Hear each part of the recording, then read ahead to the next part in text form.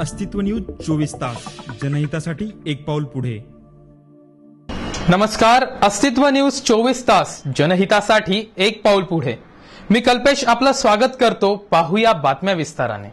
नाशिक येथील हुतात्मा स्मारक येथे गांधी जयंती साजरी करण्यात आली।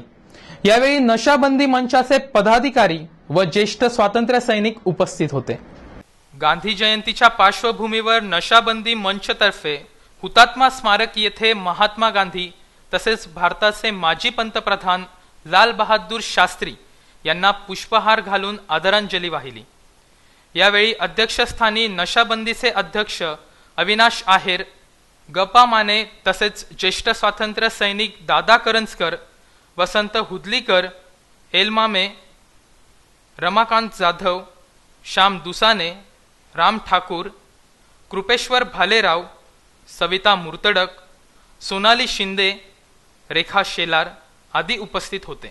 जिल्हा नशाबंदी मंच या सामाजिक संस्थेच्या वतीनं संपूर्ण वर्षभर हे वेगवेगळे कार्यक्रम आपण संपूर्ण जिल्ह्यामध्ये घेत असलो तरी खास 2 ऑक्टोबर ते 8 ऑक्टोबर हा महात्मा गांधी जयंतीच्या सप्ताहानिमित्त हा जो कार्यक्रम आहे तो आपण जिल्ह्यामध्ये सर्वत्र शहर, ग्रामीण आणि झोपडपट्टी यामध्ये साजरी करत असतो।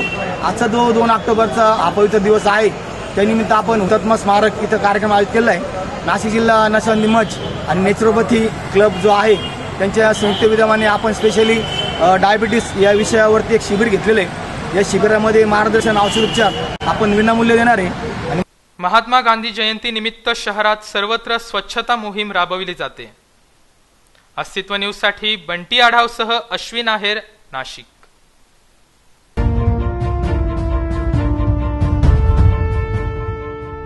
अस्तित्व न्यूज 24 तास जनहितासाठी एक पाऊल पुढे।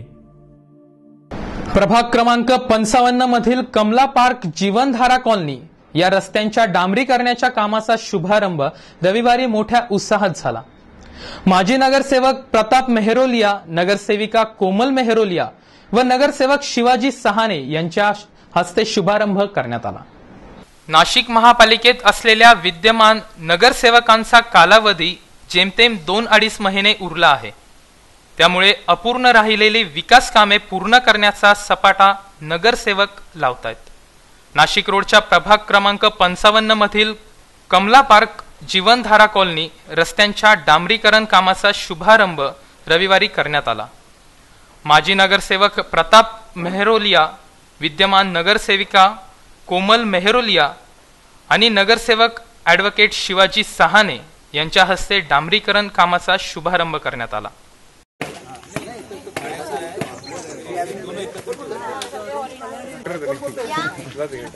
ठीक है, मैं क्या बोल रहा हूँ, एक प्रोग्राम में हूँ, कॉल करता हूँ। इधर देखिए सामने।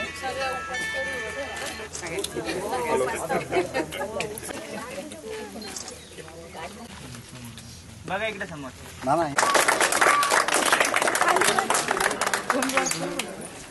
प्रभाग क्रमांक 55 हा शिवसेनेचा बालेकिल्ला म्हणून ओळखला जातो। शिवसेनेच्या विचारधारेला मानणारा मोठा वर्ग प्रभाग क्रमांक 55 मध्ये आहे।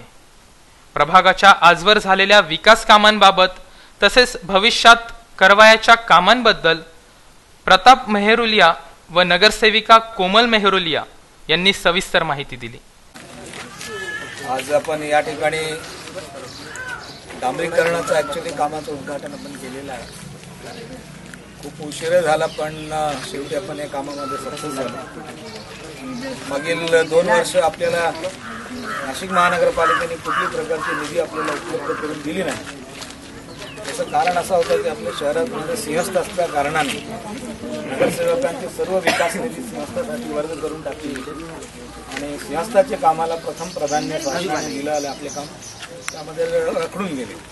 सिंहस्थ संपल्या आणि नवीन जे जुने आयुक्त होते त्यांचा जे धोरण होता ते खूपच काट आणि कसरीचं धोरण होतं। ते म्हणे अगोदर खडीकरण करा, नंतर डांबरीकरण करा, अगोदर हे काम झाला पुन्हा दुसरं काम करा, म्हणजे बजेट कमी म्हणून ते लांबवण्याचा ते प्रयत्न करत होते।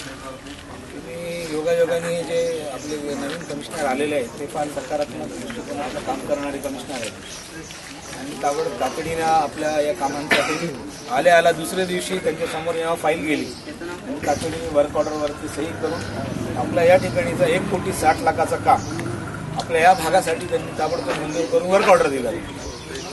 त्याच्यामध्ये आपला हा कमला पार्काचं पूर्ण डांबरीकरण आहे, जीवनछाया पूर्ण आहे, म्हणजे तिथपर्यंत शेवटपर्यंत जाचकमाळ्यापर्यंत आहे. आणि लोणकरमाळ्यापासून जे शिवाजी ठाणे साहेब राहतात त्याच्याही पलीकडे जे नवीन लेआउट झालेले आहेत तिथलंही सुद्धा पूर्ण खडीकरण आहे, रस्त्यांचं नवीन आणि डांबरीकरण म्हणून 1,60,00,000चं काम आपल्याकडे आलेलं आहे. योगायोगाने आपल्याला खूप आनंद आणि खूप या गोष्टीचा आहे की नाशिक शहरातलं जे सर्वात चांगला कॉन्ट्रॅक्टर आहे, म्हणजे ज्याच्या कामाबद्दल नेहमी त्याला आपल्या महानगरपालिकेमधून त्यांना अवॉर्ड दिला जातो, ज्याच्या कामाची गुणवत्ता सर्वात चांगली आहे असा कॉन्ट्रॅक्टर लुथर म्हणून आपल्याला लाभलेला आहे. म्हणून त्यांचं काम आपल्याकडे जे होणार आहे ते तुम्हाला क्वालिटी ऑफ वर्क त्याच्यामध्ये मिळणार आहे. आणि म्हणून या ठिकाणी उशीर झाल्याबद्दल मी सर्वांची दिलगिरी व्यक्त करतो. माफी मागेल की उशीर होतोय, पण शासकीय कारण असतात. मलाही माहिती आहे माझ्या बाजूला लोक राहतात, त्यांना त्रास आहे, कामाचं हे आहे. एक रस्ता आपण जे मारून घेतलंय ते जे इथला मधला ते तो आपण असंच आपल्या गुड फेथमध्ये मारून घेतलं होतं. आता आपल्याला संपूर्ण रस्ते आपले होणार आहेत. माझी माता भगिनी आणि माझे जे भाऊ बंधू आहेत तिथे मोठे आहेत त्यांना मी पुन्हा एकदा सांगेन की चांगल्या पद्धतीचं काम आपल्याकडे उभं झालेलं आहे. आपलं काम इथपर्यंतच राहणार नाही.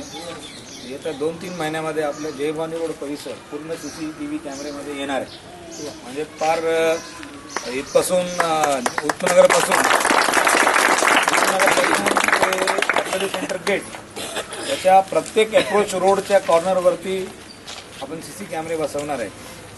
राज्य शासनाचे आपल्या जे मुख्यमंत्री आदरणीय देवेंद्र फडणवीस साहेबांनी नाशिक शहराकरिता 95 कोटी रुपये म्हणजे 100 कोटी रुपये फक्त नाशिकची महिलांची सुरक्षा, रस्त्यावर मुलींना होणारी छेडछाड या प्रकरणासाठी आणि काय गुन्हे होतात त्यासाठी त्यांनी ते दिलेले आहेत. आणि कशासाठी की पूर्ण शहरामध्ये 302 ठिकाणी कॅमेरे बसवणार आहेत स्पॉटवरती.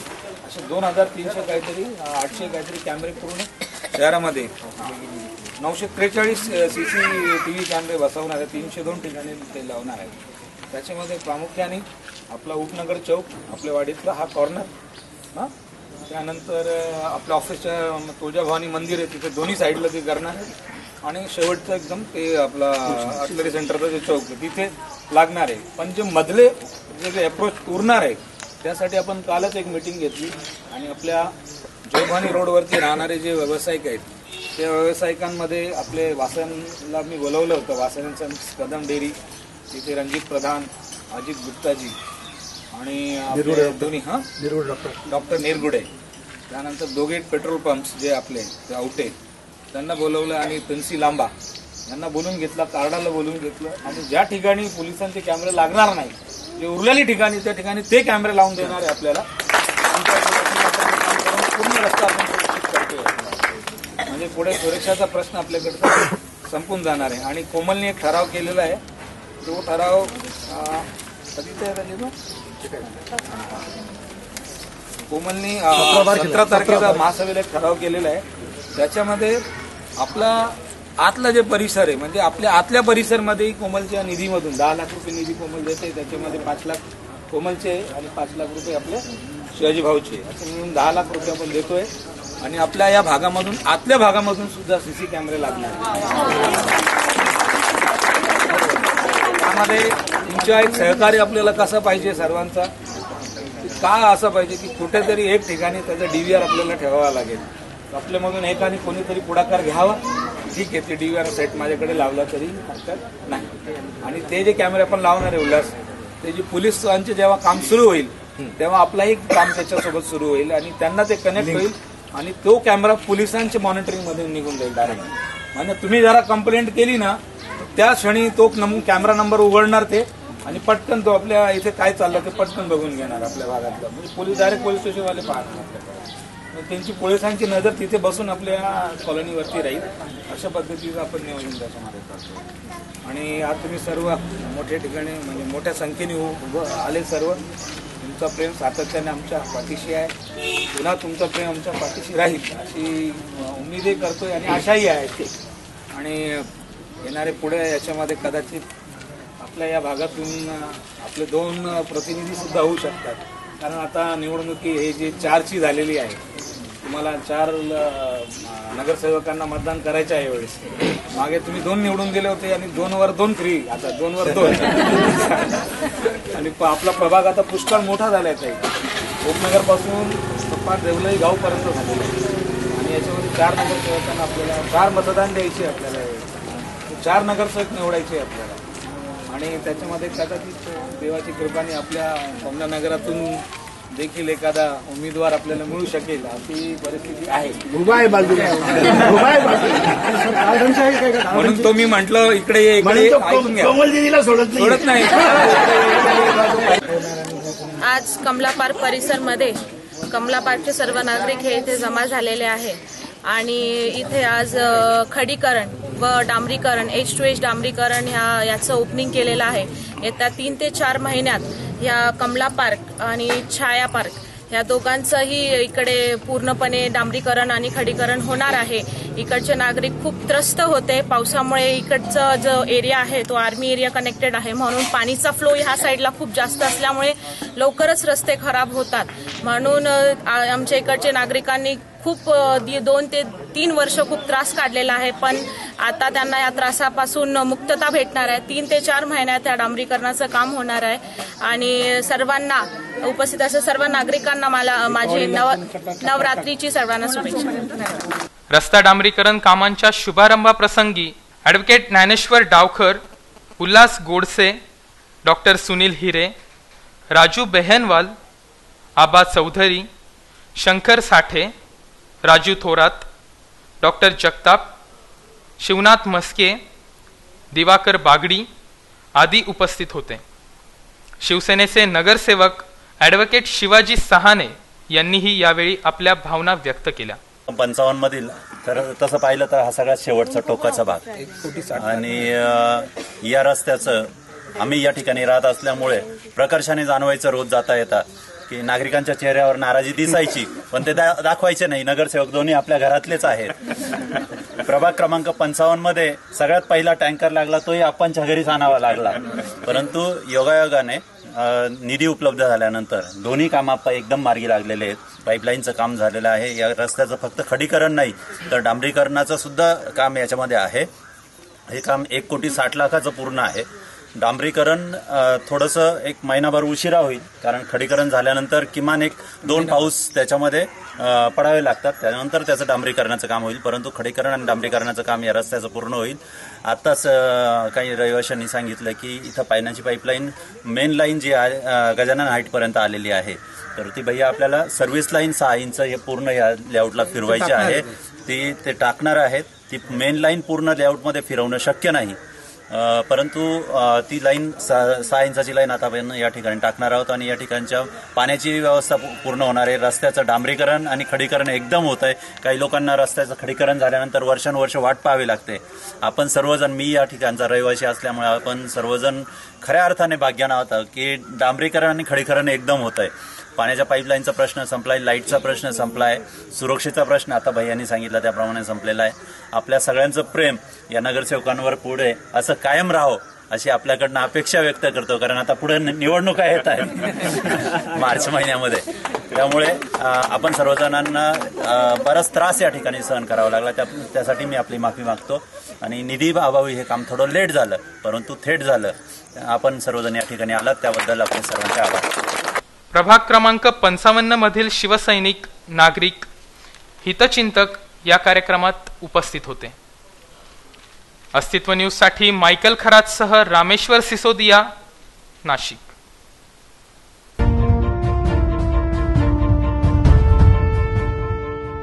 अस्तित्व न्यूज 24 तास, जनहितासाठी एक पाऊल पुढे. 3 सप्टेंबरला होणाऱ्या मुकमोर्चाच्या पार्श्वभूमीवर रॅलीचे आयोजन करण्यात आले. यावेळी जिल्हाधिकाऱ्यांना निवेदन देखील देण्यात आले.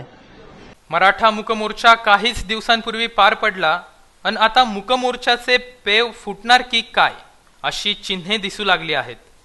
3 सप्टेंबरला होणाऱ्या भुजबळ समर्थक मुकमोर्चाच्या पार्श्वभूमीवर शहरात रॅलीचं आयोजन करण्यात आलंय. CBS ते आंबेडकर पुतळा मार्गे जिल्हाधिकारी कार्यालयापर्यंत ही रॅली काढण्यात आली। यावेळी जिल्हाधिकाऱ्यांना निवेदन देखील देण्यात आले। पिवळ्या झेंड्यावर काळी अक्षरं आणि छगन भुजबळांची छबी असलेले झेंडे आता सर्वत्र दिसू लागले आहेत। अस्तित्व न्यूजसाठी बंटी आढावसह अक्षय जगताप, नाशिक।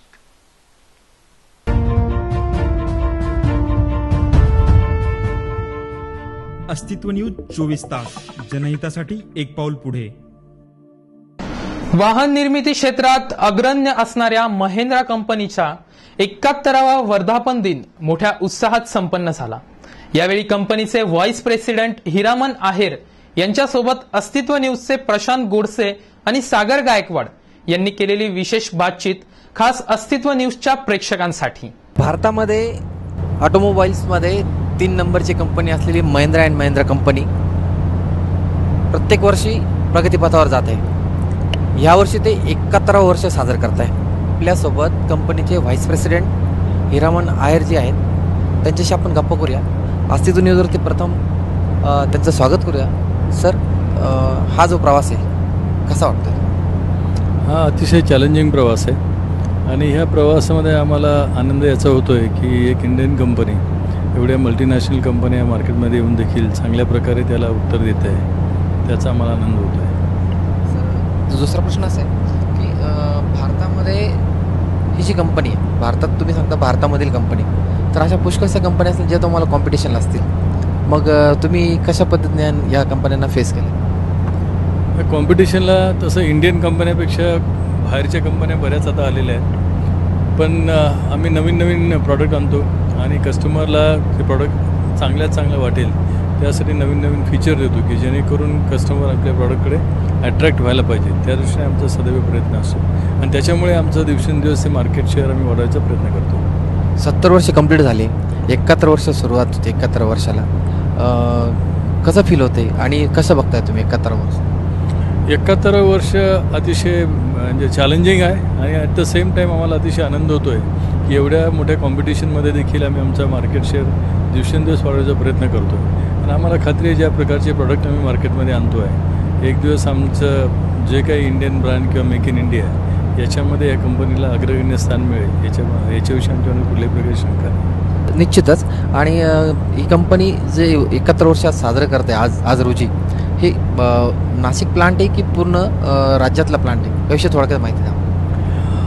ॲक्च्युली 71 वर्ष महिंद्रा अँड महिंद्रा कंपनीला झालेलं आहे, हे एका प्लांटला नाही झालेलं आहे, कारण 2 ऑक्टोबर 1945 साली ही कंपनी फाउंडर लोकांनी स्थापन केली होती आणि त्याच्यानंतर बऱ्याच ठिकाणी वेगवेगळे प्लांट काढलेत। उदाहरणार्थ महाराष्ट्रामध्ये घ्यायचं म्हटलं तर नाशिकला प्लांट आहे, इगतपुरीला आहे, मुंबईला आहे, तसंच चाकणला नवीन मोठा प्लांट आलेला आहे आणि चाकणचा अतिशय ह्यूज प्लांट आहे। तसंच दुसऱ्या राज्यामध्ये म्हणजे आंध्रामध्ये प्लांट आहे, जैराबादला, नंतर हरिद्वारला उत्तरांचलमध्ये प्लांट आहे, हे ऑटो सेक्टरचे प्लांट आहे। आणि मेन ज्यांनी ही नीव रोवली त्यांच्याशी थोडक्यात माहिती दिलं तर बरं। हां, ॲक्च्युली श्री JC महिंद्रा आणि KC महिंद्रा हे दोघं बंधू होते आणि त्यांनी ज्यावेळेला 1945 साली ही कंपनी स्थापन करण्याचा निर्णय घेतला आणि त्या दोघांनी मिळून कंपनी स्थापन केली।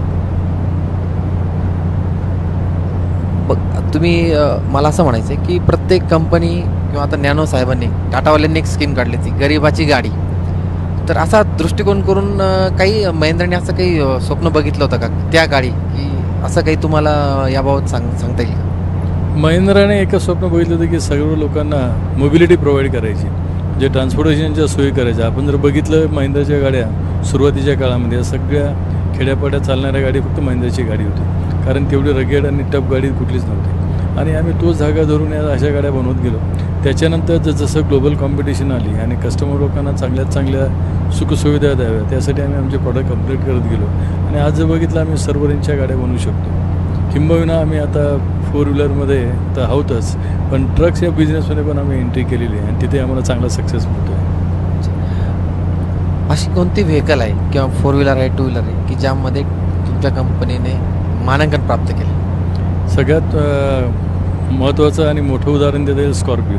आज देखील या स्कॉर्पिओ गाडीमध्ये कस्टमर जो त्या गाडीचा कस्टमर आहे तो देखील आज अट्रॅक्ट झाला। एवढी कॉम्पिटिशन असून देखील स्कॉर्पिओचा सेल आमचा इंटॅक्ट आहे। त्याच्यानंतर बलेरो ही गाडी देखील मार्केटमध्ये अतिशय चांगली चाललेली आणि आज देखील रुरल इंडियातला कस्टमर बोलेरोला प्रिफर करतो, कारण त्याला असं वाटतं ही एकच गाडी आहे की तो इझिली हँडल करू शकतो, मेंटेन करू शकतो आणि व्हॅल्यू फॉर मनी हे जे प्रपोजल आहे ते ती गाडी देऊ शकते. आणि सगळ्यात महत्त्वाचं म्हणजे रगेडनेस आणि टफनेस जो आहे तो आमच्या गाड्यांमध्ये आहे, त्यामुळे कस्टमर आमच्या गाड्यांकडे अट्रॅक्ट होतो. त्याच्यानंतर जर लेटेस्ट गाडी बघितलं तर XUV500 ही गाडी त्या रेंजमधल्या गाड्यांमध्ये सगळ्यात इकॉनॉमिकल आणि अतिशय चांगल्या फीचरची गाडी आहे. कारण ह्या गाडीमध्ये जे काही फीचर्स आहेत ते अगदी 50 लाखाच्या गाडीचे फीचर्स या गाडीमध्ये तुम्हाला 22 लाखाच्या दरम्यान मिळू शकतात, अशी चांगली गाडी ती आहे. गेल्या 70 वर्षापासून कठीण, कडक आणि शासकीय अधिकाऱ्यांच्या समोर देखील महिंद्राची गाडी आपल्या पाहावयास मिळत होते.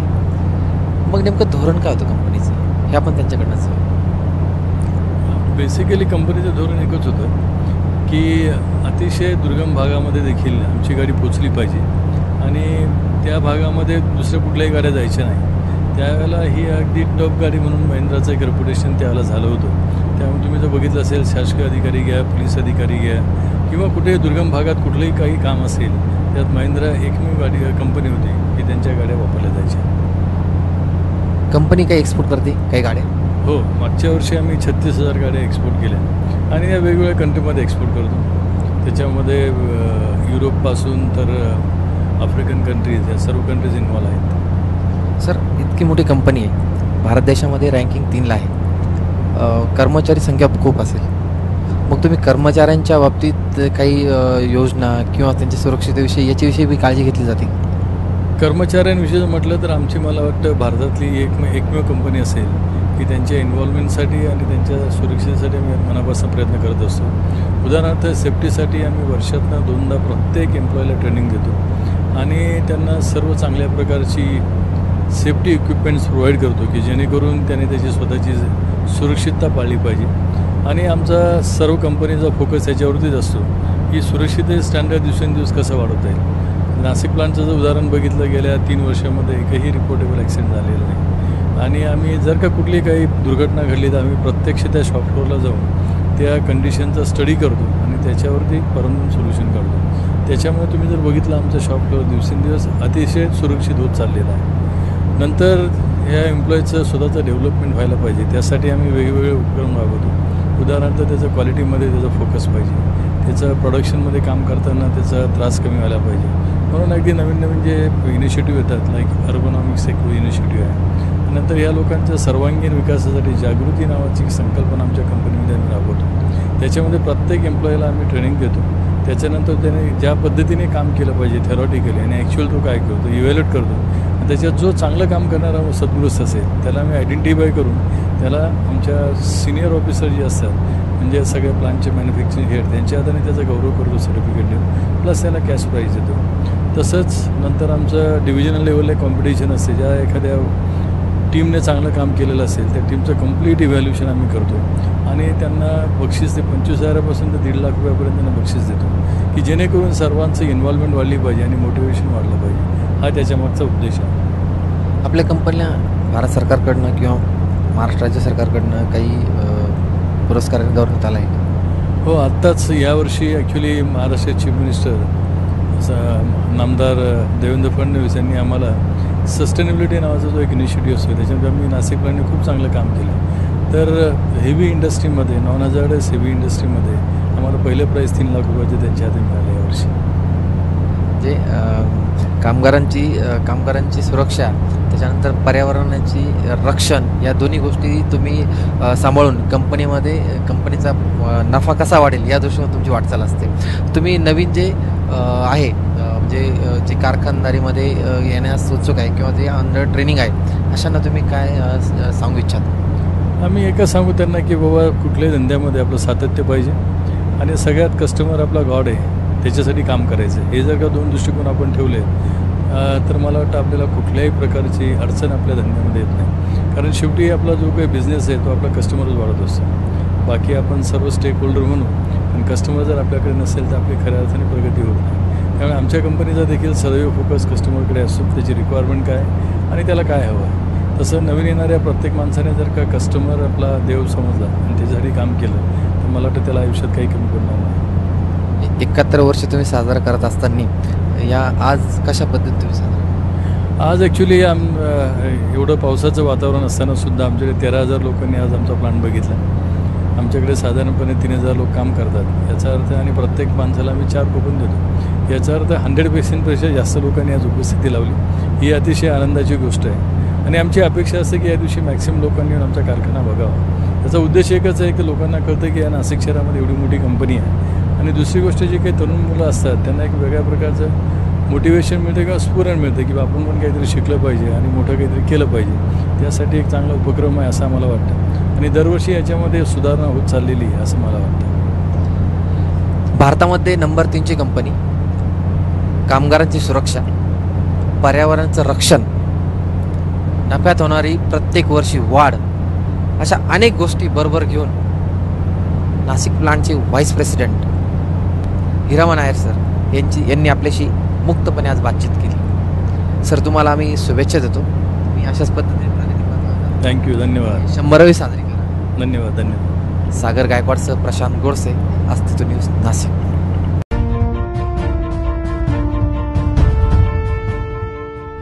अस्तित्व न्यूज 24 तास, जनहितासाठी एक पाऊल पुढे. नाशिकमधील कॉलेज रोड परिसरात संस्कृती ह्या तयार कपड्यांच्या दुकानाचे उद्घाटन विविध मान्यवरांच्या उपस्थित संपन्न झाले. नाशिककरांच्या सेवेत आजपासून अद्ययावत नवीन कपड्यांच्या दुकानात सुरुवात झाली आहे. नाशिकच्या प्रसिद्ध कॉलेज रोड परिसरात फॅशनेबल तयार कपड्यांचे सांस्कृतिक नामक भव्य दुकानाचा उद्घाटन सोहळा विविध मान्यवरांच्या उपस्थितीत संपन्न झाला. नाशिककरांची कपड्यांची आवड लक्षात घेऊन संस्कृतीचे संचालक शहा यांनी उच्चभ्रू वस्तू असलेल्या कॉलेज रोड परिसरात दुकानाची सुरुवात करून जनसामान्य नागरिकांसह कॉलेज तरुणांचीही सोय केली आहे. आज संपन्न झालेल्या उद्घाटन सोहळ्यात नाशिकमधील विविध क्षेत्रातील मान्यवरांसह नाशिककरही मोठ्या संख्येने उपस्थित होते. अस्तित्व न्यूजसाठी विकास गायधनीसह सागर गायकवाड, नाशिक.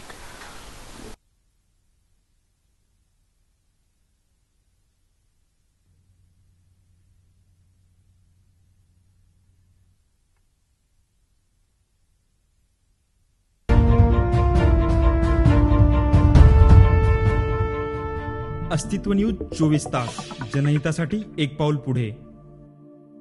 नमो देवै महादेवै शिवायै सततम नमः प्रकृती भद्राये नियता प्रणतास्मताम. नवरात्री म्हणजे 9 दिवसांचा जागर. नवरात्री या शब्दाला नानाविध पैलू आहेत. नवरात्र म्हणजे 9 दिवसांचे 9 रंग. नवरात्र म्हणजे 9 रसाची धून. नवरात्र म्हणजे उत्साह, आनंद, चेतना. नवरात्र हा उत्सव नसून महोत्सव आहे. नवरात्रीचा जागर मनाची कवाडं उघडतो, विझलेल्या मनाला चेतना देतो, मरगळ दूर करून नवीन ऊर्जा प्रदान करतो. पिकं या काळात तयार होत आलेली असतात, शिवारं फुललेली असतात. भाद्रपद महिन्याचा शेवट आणि अश्विन महिन्याची सुरुवात म्हणजे या साऱ्या सृष्टीचा फुलण्याचा काळ. पावसाळ्यात उगवणाऱ्या गवतासह इटुकली पिटुकली रोपं देखील या दिवसात फुलांनी बहरलेली दिसतात. हा कालावधी खरंच फुलांचा आहे. सर्वत्र नेत्रदीपक फुलांची आरास याच दिवसात पाहायला मिळते. साताऱ्यातील सुप्रसिद्ध कास पठार देखील याच दिवसात फुलांनी बहरतो. फुलं आणि नवरात्रीची माळ यांचं सख्य आहे. देवीला याच दिवसात रंगीबेरंगी फुलांच्या माळेनं सजवलं जातं. देवीच्या शृंगाराला गजरा, वेणी आणि माळ हवीच. आपल्या भारतीय शेतीप्रधान संस्कृतीत होणारी बियाण्यांची पेरणी संपन्नतेकडे नेणारी, त्याचं प्रतीक म्हणून घटासोबत सप्तधान्य पेरलं जातं. शेत शिवारात बहरलेल्या हिरवाईला घरच्या चौकटीत आणण्याचा हा प्रयोग.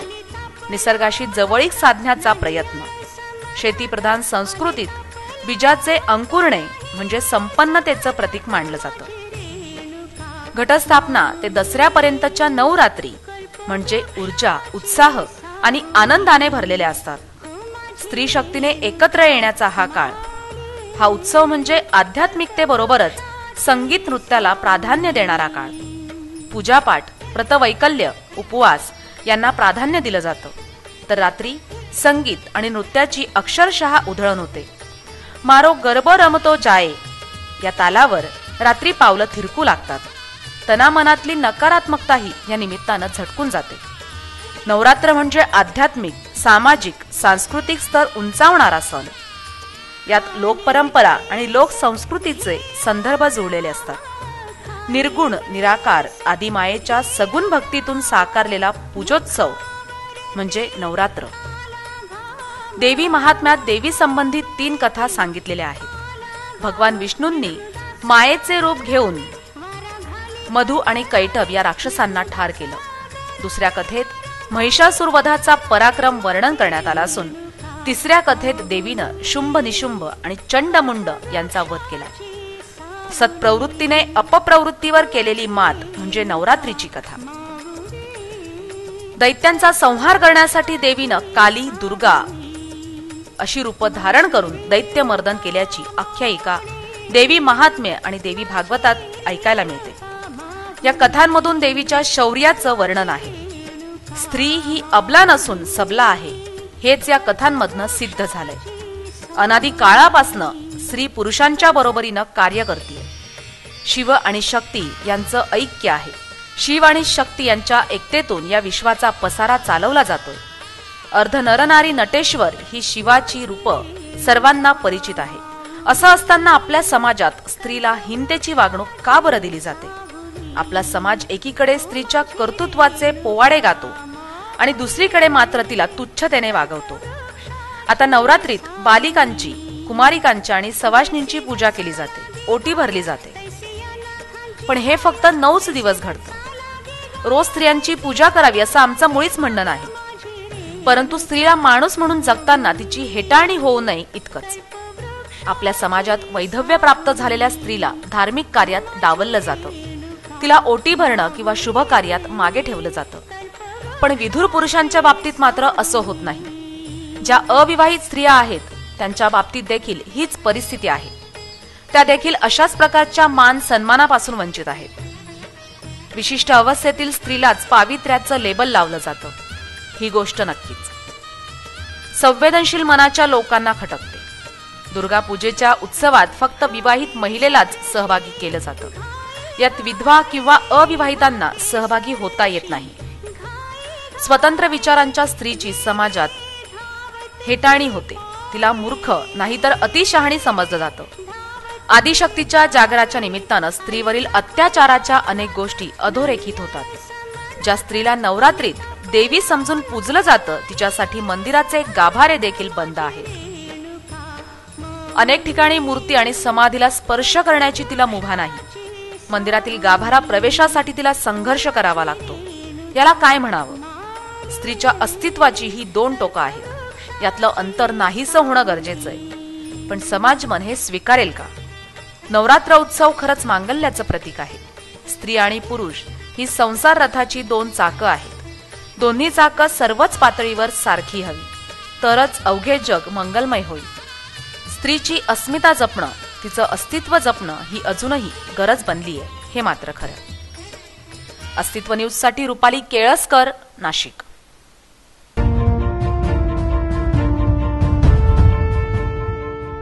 अस्तित्व न्यूज 24 तास, जनहितासाठी एक पाऊल पुढे.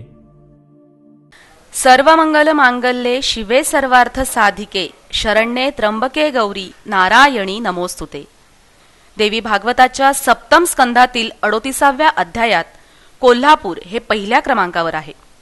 महालक्ष्मीच्या कोल्हापूरला मत्स्य, पद्म, मार्कंडेय स्कंध पुराणातही करविरे महालक्ष्मी म्हणून संबोधले जातात. ही देवी म्हणजे ब्रह्मा, विष्णू, महेश यांची सहचारिणी नसून साक्षात ब्रह्मरूपिणी आहे. ती विश्वाची पालनकर्ती, जननी व संहारिणी आहे.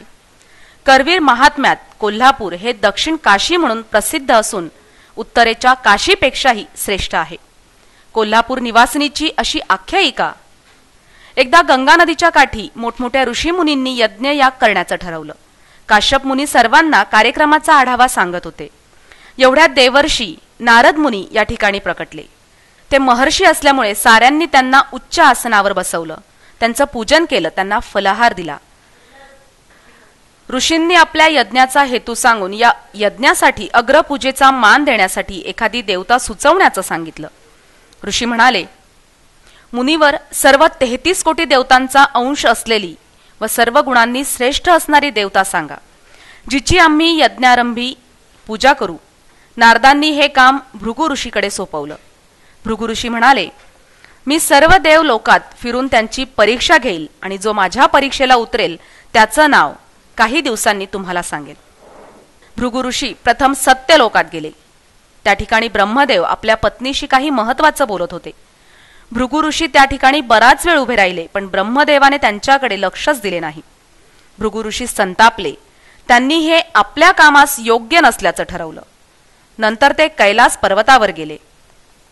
या ठिकाणी शिवशंभो आपल्या पत्नीसोबत प्रणयात मग्न होते. भृगु ऋषींना पाहताच त्यांचा प्रणयभंग झाला.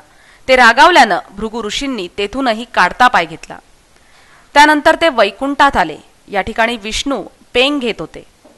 त्यामुळे क्रोधित झालेल्या भृगु ऋषींनी विष्णूच्या छातीवर लाथ मारली. यामुळे विष्णू जागे झाले. ते कदाचित न रागवता म्हणाले, मुनिवर, आपल्या पायाला काही दुखापत झाली नाही ना?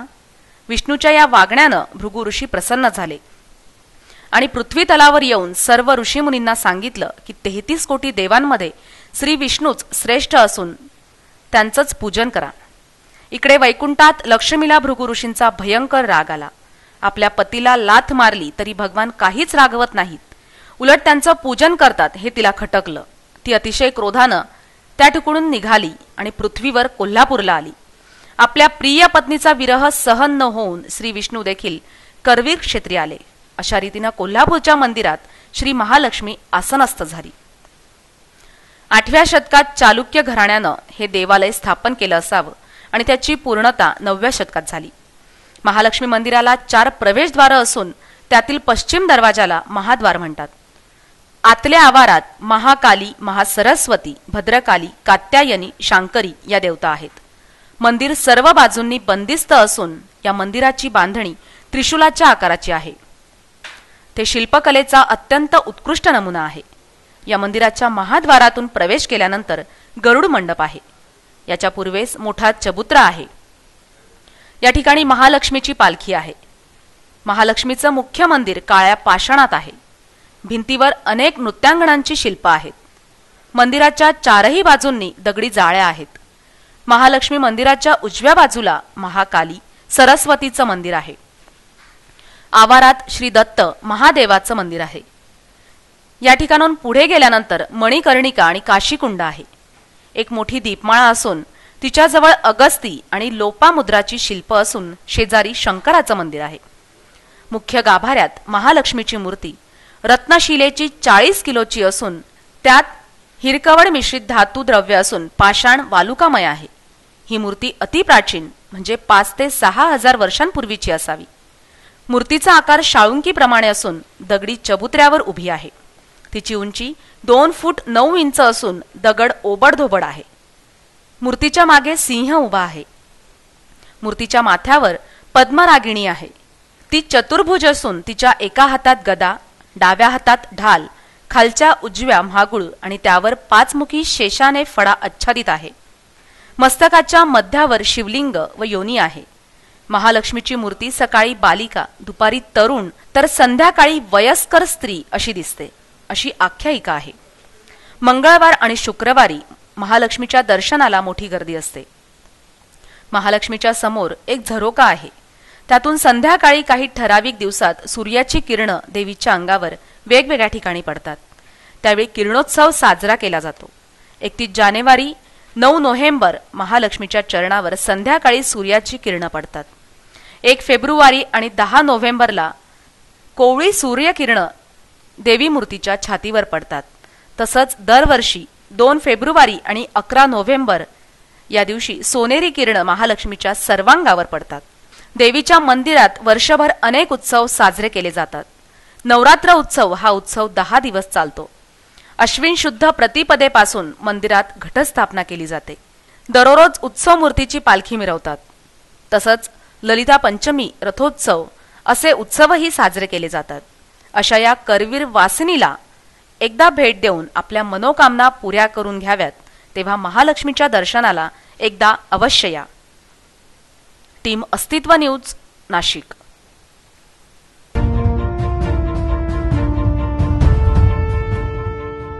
अस्तित्व न्यूज 24 तास जनहितासाठी एक पाऊल पुढे.